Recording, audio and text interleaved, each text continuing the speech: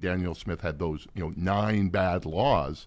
Well, I think what you're going to see is the removal of some of those laws, support for a pipeline, but also an increase in others like the industrial carbon tax.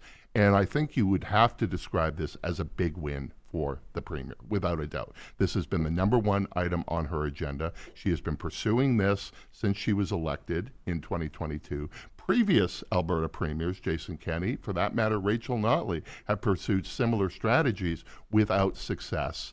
And it appears that she is going to get something big. Danielle Smith has got a few different audiences she's got to worry about, right?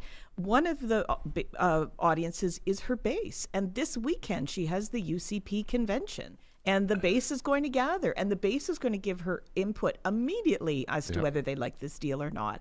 And then you extend the base to maybe people who wouldn't show up at a UCP convention but voted for her the last time. How do they feel about it? How do swing voters feel about it? So as a pollster, I'm going to be looking for how it lands. And it is a big victory for the Premier. But, sometimes in life and sometimes in communications, you don't want a deal to look too easy. A year ago, none of us thought something like this would have been possible.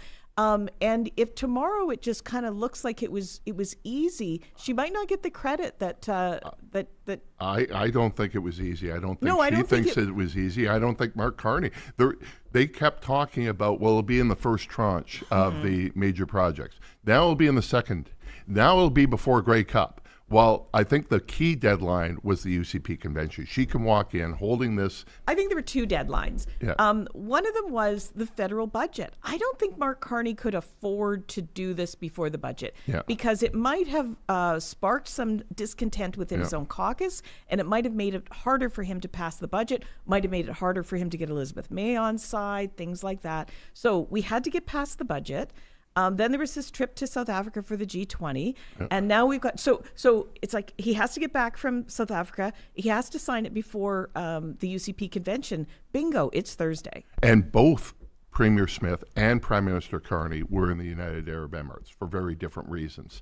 So that shows some synergy as well.